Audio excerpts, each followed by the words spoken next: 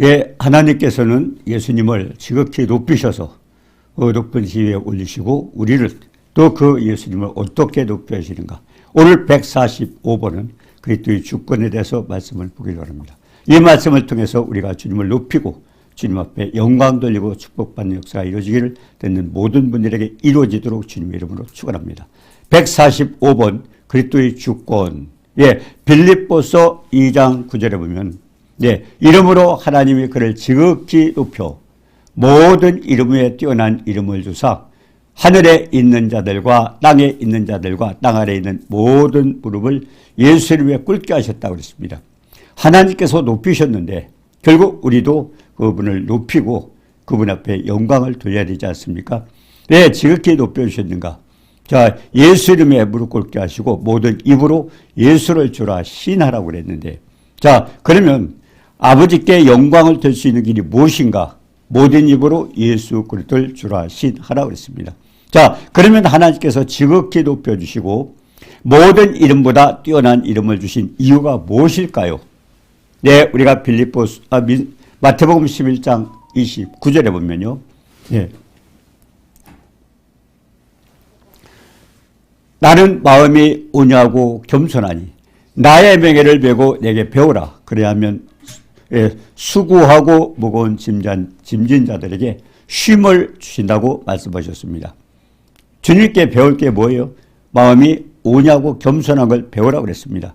그러면 예수 그리스도의 마음이 어떤 마음인지를 우리가 묵상하고 배우기를 원합니다. 자, 그러면 그리스도 예수의 마음이 어떤 마음인가? 예, 빌립보서 2장 6절에서 8절에 보면 그는 근본 하나님이십니다. 우주 만물을 지관하시고 모든 걸 창조하신 하나님이십니다. 창조자요, 주관자요, 그리고 왕이요, 목자입니다. 네, 그렇게 살지 않으시고 그런데 어떻게 하셨어요?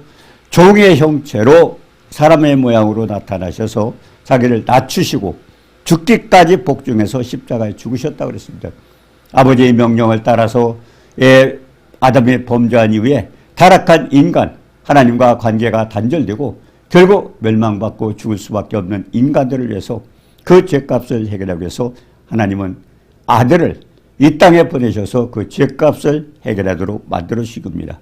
그래서 근본 하나님이신데 창조자요, 주관자요, 왕요, 목자 되신 예수님께서 종의 형체를 가지고 사람 모양으로 나타나신 것입니다. 자기를 낮추시고 죽기까지 복종하셨던 그 아들을 아버지께서 어떻게 하셨는가? 지극히 높여 뛰어난 이름을 주셨다.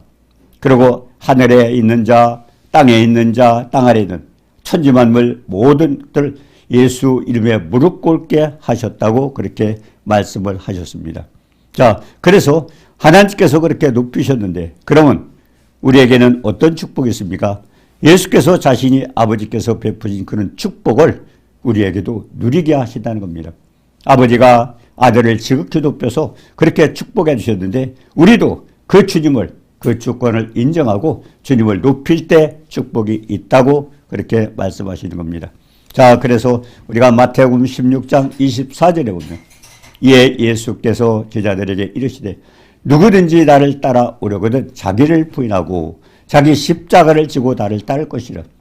아들이 죽기까지 복종하면서 이 땅에 우리의 희생제물이 되신 그 주님, 그것을 보면서 주님도 우리에게 말씀하셨어요. 제자들에게 누구든지 나를 따라오려거든 자기를 부인하고 자기 십자가를 지고 나를 따를 것이라. 자기가 나타나고 자기를 높이고 교만한 자에게 은혜를 베풀지 않는 것입니다. 자, 그러면 또 우리가 갈라디아서 2장 20절에 보면 내가 그리스도와 함께 십자가에 못 박았나니 그런즉 이제는 내가 산 것이 아니요 내 안에 그리스도께서 사신 것이라.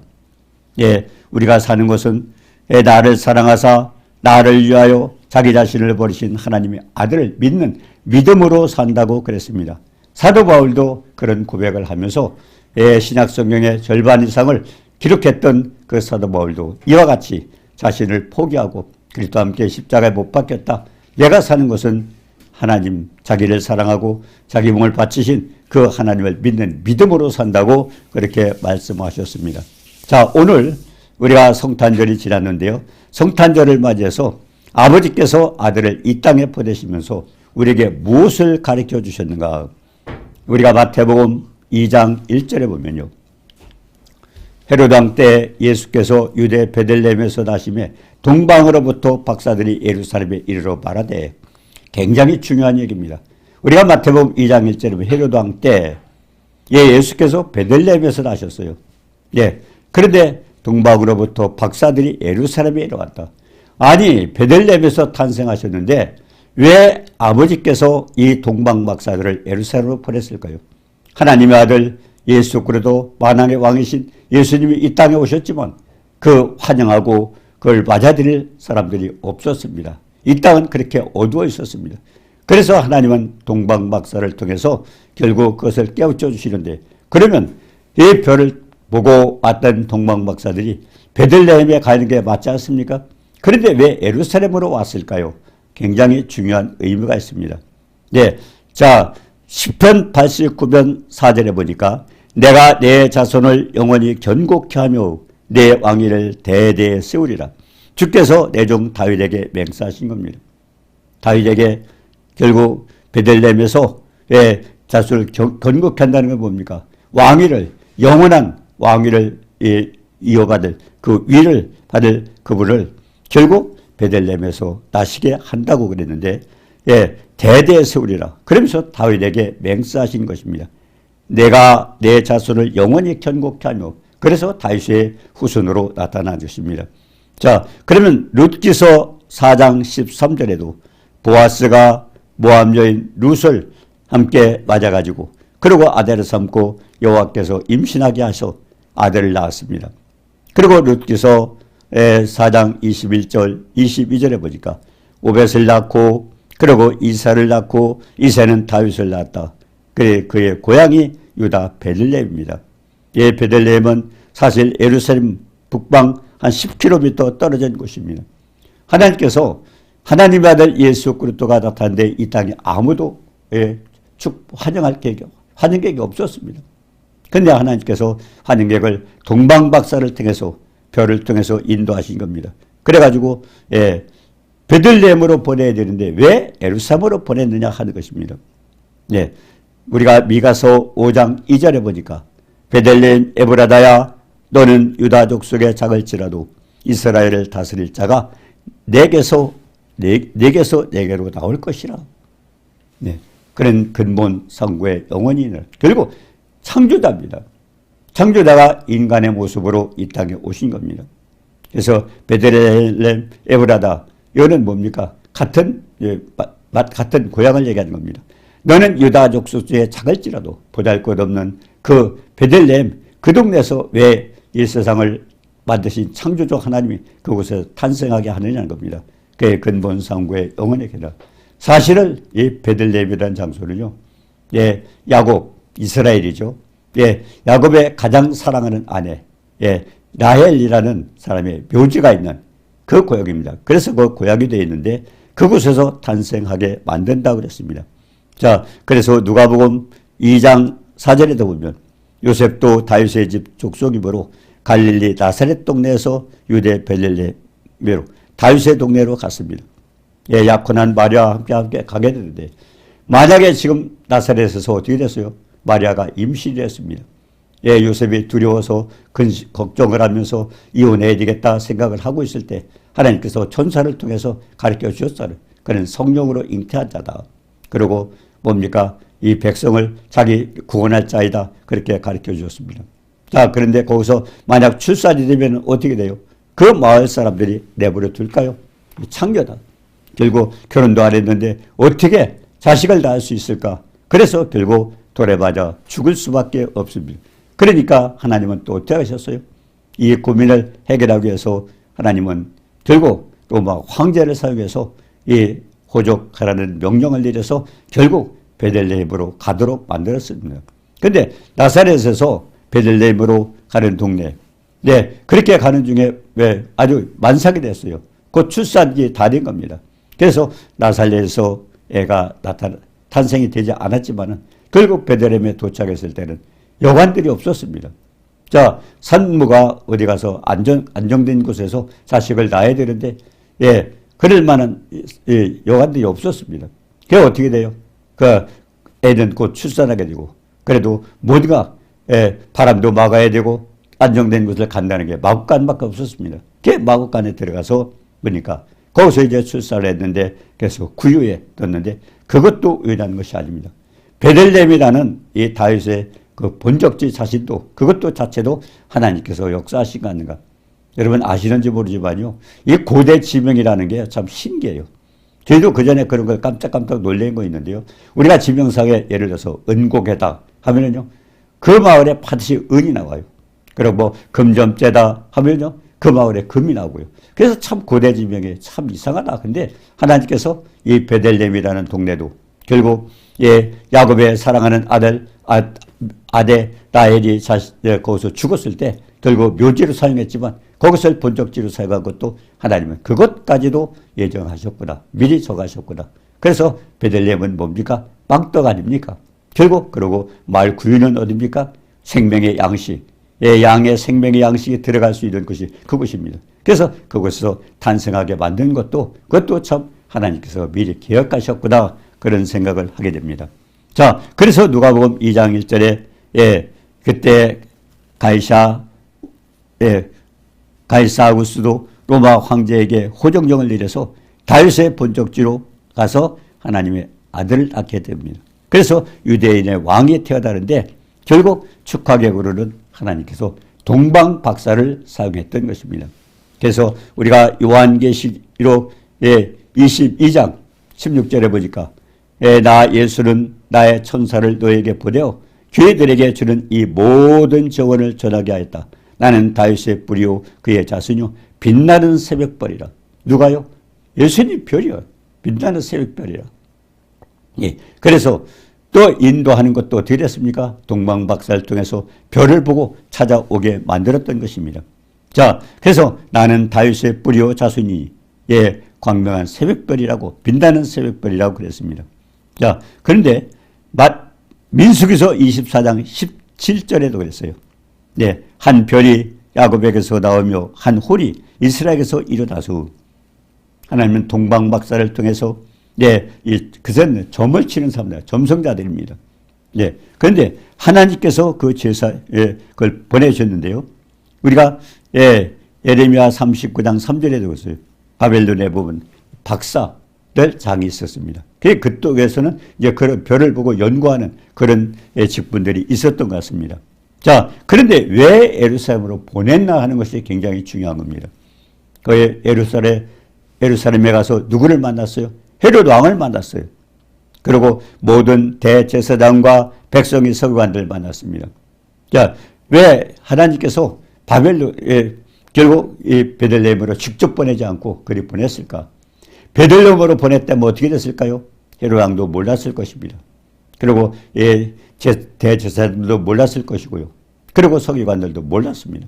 결국 동방박사들만 알고 환영하고 돌아갔을 것입니다. 그런데 중요한 것은 만왕의 왕, 이 땅에 이 세상을 구원할 구세주가 이 땅에 보내는데 그래도 하나님은 누군가를 알게 해줘야 되잖아요. 그래서 하나님은 예루살렘으로 보내서 결국 왕에게도 알게 하시고 또 대제사장과 서기관들에게 그렇게 알게 만들어 주셨던 것입니다. 정말 하나님의 섭리는요 굉장히 오묘합니다. 그렇게 해서 많은 사람들에게 알게 만들어 줬죠. 자, 왕은요 근데 어떻게 되겠어요? 유대인의 왕이 어디서 나느냐고 물었습니다. 왕이 헤롯 왕이 어떻겠어요? 이거 왕자리 빼앗기는 거 아니야? 또 왕이 또 나타난다고? 그렇기 때문에 왕은 어떻게 되겠어요? 가만히 있지 않을 거예요. 그 새로 태어난 유대인의 왕으로 태어난 예수를 죽이려고 할 것입니다. 그래도 하나님께서 일단 그렇게 하셔서 인간의 모습, 이 세상 왕의 모습이 어떤 건가를 거기서 우리가 알게 되고요. 그리고 왕의 대제사장과 서기관들은 뭡니까? 대제사장은 하나님께 제사의 임무를 맡은 자입니다.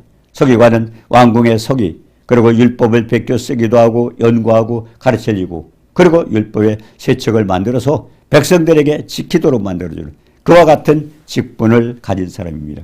자, 그런데 중요한 것은 아무도 모르고 있어요. 메시아, 그 구약성경에 그렇게 미리 말씀하시고 가르쳤던 그 메시아, 인간을 구원자가 오셨어도 그들이 알아야 될 사람들이 다 모르고 있어요. 그렇기 때문에 그곳에 갔는데 어떻게 됐어요? 그렇게 되니까 이제 대제사장과 서기관들은 에게 이 동방박사들은 별을 보고 가르쳤기 때문에 하나님이 베들레헴으로 인도하셔야 되는데 왜 예루살렘으로 옮겼을까요? 거기서 뭘 받았어요? 자, 그러면서 모른 채 한 겁니다. 근데 거기에 대제사장과 서기관들은 뭐라고 그랬어요? 예, 물어봤어요. 동방박사들이. 아니, 어디서 납니까? 예, 예, 메시아가 어디서 탄생합니까? 그러니까 미가서 5장 2절에 예, 베들레헴에서 단다는 것을 그들은 알게 했습니다. 그렇기 때문에 예, 마태복음 2장 7절 8절에 보니까 박사들에게 별이 나타난 때 자세히 묻고 그리고 베들레헴으로 보내며 아기에 대하여 자세히 알아보고 찾거든. 왕이 그랬지 않습니까? 진짜 왕이 거기 나거든. 너희들 찾아보고 그리고 확실하게 나에게 이야기를 해서 나도 경배하게 해달라. 경배하게 했을까요? 왕은 어떻게든 죽여야 돼요. 자기가 왕인데 자기의 자리를 빼앗을 자가 왕이 나타난다고. 그러니까 거기서 이 뭡니까 헤롯 왕은 유대인의 왕 결국 예수님을 죽이려고 할 거고 또 한 가지는 또 대제사장과 서기관들은 어떻습니까? 그들은 이런 사고를 알고 있었어요. 미가서 5장 2절에 베들레헴에서 탄생한다는 걸 알고 있었습니다. 그러면은 자기네들이 알아냈어요. 하나님께서 이렇게 미가서 5장 2절에 미가 선지를 통해서 가르쳐 줬습니다. 하고 아마 동방박사들보다 빨리 또 뛰어갔어야 될 거예요. 예, 오히려 빨리 찾아갔어야 될 거예요. 근데 그들은 가지 않았어요. 가르쳐 줬습니다. 거기서 난다는 것도 알았어요. 어쩌면 지금 우리들의 모습이 아닌가 그렇습니다.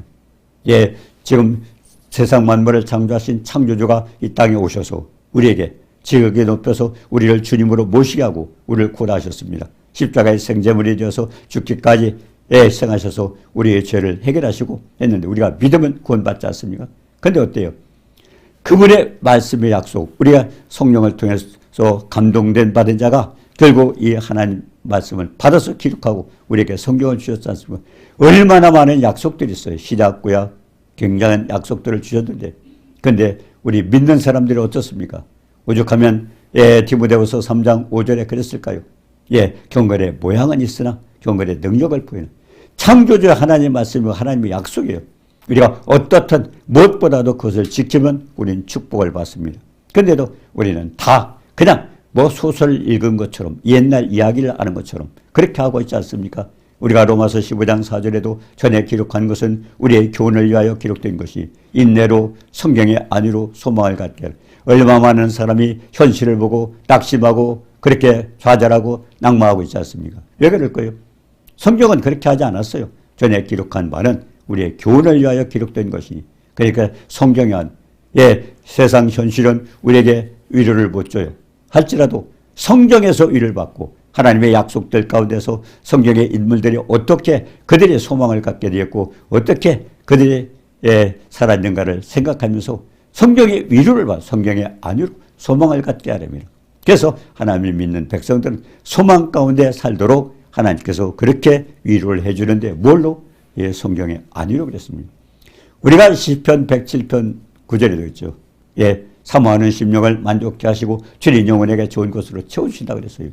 자, 그러면 우리가 흑암과 사망에 그들이 앉고 곤고와 쇠사슬에 매이면 이 땅에 있는 모든 인간들이 우리가 창세기 3장 16절부터 어때요? 아담이 범죄하면서부터 여자는 해산한 고통을 느끼게 되고 남자는 또 어때요? 남자는 그 하나님 말씀을 불순종하고 결국 사람의 말을 듣기 때문에 하나님은 아담으로 인하여 땅을 저주했고 그리고 가시덤불과 엉겅퀴를 내서 그리고 죽도록 평생토록 수고하고 땀 흘렸다가 결국 흙으로 돌아가는 이와 같은 일을 했는데 그렇기 때문에 이와 같은 문제 흑암과 사망에 그늘에 앉고 곤고와 쇠사슬에 매임은 이건 뭡니까? 시편 107편 10절입니다. 근데 그 내용이 뭘까요? 그건 하나님 말씀을 거역하고 지주자의 뜻을 면 하나님 말씀을 거역하고 아담이 하나님 말씀 불순종함으로 일어났던 것처럼 하나님의 뜻을 거역하고 지주자의 뜻을 멸시합니다. 그럼 해결할 수 있는 법이 뭐예요? 시편 107편 19절에 보니까 근심 중에 하나님 앞에 부르짖었더니 하나님께서 어떻게 하셨어요? 제가 그 말씀을 보내서 저를 고치사 유경에서 건져주신다고 그랬습니다. 모든 문제는 뭘로 했어요? 하나님은 말씀으로 해결해 주신다고 약속을 했어요. 말씀으로 해결. 그래서 요한복음 6장 63절에 살리는 것은 영이 육은 무익하니라. 내가 너에게 이런 말이 영이요 생명이라. 하나님 생명의 말씀을 통해서 해결해 주신다고 그렇게 말씀하셨습니다. 문제는 하나님께서 해결해 주시는데 그걸 말씀으로 해결해 준다. 그래서 많은 사람이 그렇잖아요. 예수 믿고 축복받으세요. 교회 가서 축복받으세요. 어떻게 받아요? 우리가 출애굽기 20장 24절에 보니까 내 이름을 기름하는 곳에 내가 강림하여. 주님의 이름을 기름하는 곳이 어디입니까? 예배드리는 장소입니다. 거기 강림하여. 어떻게 강림하시는가요? 선포하는 목사님을 통해서 선포하는 하나님 말씀 속에 그 주님이 함께 있어. 그래서 너에게 복을 준다고 그렇게 말씀하셨던 겁니다. 그러니까 모든 문제의 해결은 제가 말씀을 보내서 저희를 고쳐서 유경에서 해결해 주신다고 시편 107편 20절에 말씀을 하고 있는 것입니다. 자, 그렇기 때문에 이제 여기서 대제사장과 서기관과 왕의 그들의 모습을 한번 살펴봅니다. 왕은 어떻게 됐어요? 그 동방박사들 얘기를 듣고 죽여야 되겠다. 내가 왕자를 이어가야 된다. 어떻게 보면요, 우리가 사무엘상 18장 8절에 보니까 사울과 다윗의 모습입니다. 전쟁을 하고 돌아오는데 사울은 천천히요, 다윗은 만만이라고 하니까 이제 내가 저가 차지할 건 뭐냐? 나라밖에 더 있느냐? 그때서부터 사울왕은 다윗을 죽이려고 그렇게 헤맸던 것입니다. 똑같아요. 지금 여기 헤롯왕도 마찬가지입니다. 그러니까 하나님께서 예루살렘에 온 이유가 뭐예요? 이 동방모사를 보내주신 이유는 인간의 모습을 보게 되는 겁니다. 그러니까 거기서 헤롯왕은 이걸 찾아서 자기가 동방박사를 가르쳐 달라고 그랬어요. 가르쳐 주면 우리도 가서 경배하겠다 그렇게 얘기했습니다. 경배하겠다. 사실은 경배하는 게 아니라 찾아서 죽이려고 그렇게 했던 것입니다. 그렇기 때문에 동방박사도 거기서 인사를 하고 그러고 돌아와서 내가 어디 했어요? 하나님께서 그리 가지 말아라. 그걸 죽이라고. 그래서 이 동방박사도 알려주지 않고 피해갔고요. 또 대제사장과 서기관들 한번 생각을 해보면 우리들의 모습이에요. 그들은 미가서 5장 2절 말씀을 받았어요. 알았어요. 가르쳐 주었어요. 동방박사들. 근데 자기들은 뭐예요? 알았으면 자기들이 먼저 가야 되잖아요. 그들의 직분은 뭡니까? 그들은 하나님의 일을 하는 사람들입니다. 대제사장과 서기관들. 근데 어떻게 됐어요? 그들은 가지 않았어요. 어쩌면 지식은 있어도 하나님을 못 만나는 얼마나 많은 사람이. 그렇기 때문에 지금 이 사람들입니다. 지금 많은 사람들이 똑같습니다. 대제사장과 서기관들처럼. 성경에 얼마나 많은 약속을 우리는 들었어요. 읽었어요. 배웠어요. 근데 그 말씀을 지킵니까? 나하고 관계 없는 것처럼 하고. 여기에 있는 대제사장과 서기관. 그래서 하나님께서는 인간의 모습이 어떤가? 그들이 신앙이 어떤 것을 가르쳐 줍니다. 바로 베들레헴으로 보내서 그냥 경배하고 가도록 하지 않고 예루살렘을 보내서 대제사장과 서기관들, 왕들의 모습이 어떤 건가를 우리에게 가르쳐 주면서 지금 우리들의 모습이 아닌가 우리가 한번 생각을 해봅니다. 하나님은 지극히 높여서 하늘과 땅에 있는 모든 이름은 모든 사람이 결국 예수님의 무릎 꿇게 하신 그 엄청난 예수님을 주로 모시지 않고 그 말씀을 지키지 않고 지식으로만 알고 있다는 것입니다. 그래서 대제사장과 서기관들의 모습에서 우리를 다시 한번 가르쳐 줍니다. 왜 하나님께서 마태복음 2장에 그 동방박사들을 별로 해서 결국 베들레헴에 보내지 않았고 왜 예루살렘으로 왔을까? 태어나는 예수님 탄생하는 곳은 베들레헴입니다. 그런데 보내고 이제 온 것은 서기관과 대제사장들의 모습을 보면서 결국 우리들은 무엇을 깨달습니까? 하나님 약속을 믿었다면, 하나님 말씀을 믿었다면은 결국 우리 지켜 행해야 되지 않습니까? 지켜 행할 때, 그래서 여호수아 1장 8절에 뭐라고 그랬습니까?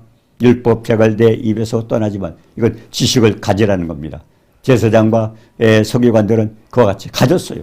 미가서 5장 2절에 베들레헴에서 탄생한 걸 알았어요. 그런데 중요한 것은 뭘 했어요? 율법책을 내 입에서 떠나지 말고 주야로 묵상하고 지켜 행하라. 그걸 안 하고 있습니다. 평탄하고 형통한 축복 어디에 왔어요? 우리가 하나님의 말씀을 지켜 행할 때 평탄하고 형통한 축복이 오는데 그들은 하지 않았습니다. 우리가 에베소 3장 18절에도 지식에 넘치는 사랑, 하나님의 사랑은 엄청난 사랑입니다. 십자가를 통해서 우리에게 그분이 왜 가시관을 쓰고 얼굴에 침을 뱉고 뺨을 맞고 그리고 옆구리에 창에 찔리고 그리고 채찍에 맞아서 피를 흘리시고 손과 발에 못이 박히고 가시관을 쓰고 이와 같은 엄청난 고난 왜 당하셨어요? 이사야서 54장 5절에 다 말씀하고 있잖아요. 그가 찔림은 우리의 허물을 인하며 그가 상함은 우리의 죄악을 인함이라. 그가 징계를 받음으로 우리가 평화를 누리고 채찍의 맞음으로 나음을 입었더라. 결국 십자가의 모든 문제는 결국 우리가 당할 우리의 해를 입을 이와 같은 것들을 주님이 다 해결해 주셨어요. 그럼 십자가는 나 때문에 예수님 죽으셨다가 아니라 십자가에서 보여준 사랑을 알려줘. 그 사랑은 어떤 사랑이요? 우리가 표현할 수 없는 에베소 3장 18절에 지식에 넘치는 사랑을 알고 그랬습니다. 그런 사랑을 알으면 또 뭐예요? 대제사장과 서기관들 똑같죠. 다음에는 그것을 지켜 해가야 되죠. 그래 유대인의 왕 결국 메시아가 그곳에 오셨다면 대제사장과 서기관들은 이 동방박사보다 먼저 뛰어가야죠. 뛰어가서 그분에게 경배하고 지들이 그걸 연구하는 사람 아니에요. 근데 그들은 가지 않았어요. 어쩌면 지금 이 땅에 있는 이 모든 사람의 모습을 거기서 하나님께서 가르쳐 주신 겁니다. 그래서 여호수아에게도 말씀하신 것처럼 내 율법책을 내 입에서 떠나지 말고 주야로 묵상하고 지켜 행하라. 행할 때 평탄하고 형통한 축복이 있다고 했습니다. 그리고 7절에 여호수아 1장 7절에 뭐라서 좌로 나오라 치우치지 말고 다른 데 돌리지 말라. 다른 생각하지 말고. 그래서 왜 우리가 뭡니까? 베드로서 10장 5절처럼 모든 이론을 파하고 하나님 아는 것을 대적하여 높아진 것을 파하고 모든 생각 사로잡아 그 두 개 복수해 이론과 지식과 생각도 포기하고 결국 하나님의 진리의 말씀, 약속의 말씀, 생명의 말씀 우리가 듣고 그리고 그 말씀을 지켜 행할 때 길이 평탄하고 형통하다고 말씀하셨습니다. 네, 우리가 오늘 굉장히 중요한 얘기입니다. 네, 동방박사들이 별을 보고 갔는데 베들레헴으로 보내지 않고 동방박사를 그냥 별로 직접 인도해 별을 따라 하나님을 아셨어요. 근데 예루살렘에 와가지고 왕이 어떤 모습인가 대제사장과 서관들의 모습이 어떤가를 깨닫게 하시고 그리고 더욱서 또 인도하셨잖아요. 그러신 분이 왜 예루살렘을 보냈을까? 결국 예수 그리스도가 탄생하기 전에 동방박사가 예루살렘에 들렸던 이런 이유를 통해서 나는 혹시 대제사장과 서관들과 같은 사람이 아닌가? 하나님의 말씀을 알고는 있지만 지식으로 알고 있지만 우리가 지키지 않아서 결국 행함이 없는 믿음은 죽은 믿음이란 내가 죽은 믿음을 가진 자는 아닌가? 다시 한번 돌이켜보면서 성탄절 그냥 마냥 기뻐할 것만 아니라 하나님께서 어떻게 동방박사를 인도하시는가를 통해서 다시 깨닫고 축복받는 우리 모두가 되기를 주님의 이름으로 축원합니다. 은혜로우신 주님 감사합니다. 살리는 것은 영이니 무익하니라. 내가 너에게 이런 말이 영이여 생명이라. 그 말씀을 지켜 행할 때 그리고 하나님은 뭐라 그랬습니까? 여감과 사모에 그들이 앉고 곤과 쇠사슬의 매임은 결국 하나님 말씀을 거역하고 진유의 뜻을 멸시함이라고 그랬는데 근심 중에 부르짖었더니 하나님께서 말씀을 보내사 저를 고치사 육에서 건져시다가는 그 약속의 말씀 믿고 우리도 동방박사 아들이 왜 예루살렘에 갔는가를 알고 대제사장과 서기관들이 그런 헛된 행함이 없는 믿음 갖지 말고 정말 우리는 말씀을 실천해서 축복받는 하나님의 약속을 받는 축복자가 되도록 주님 도와주옵소서. 예수님의 이름으로 감사드리며 기도드리옵나이다. 아멘.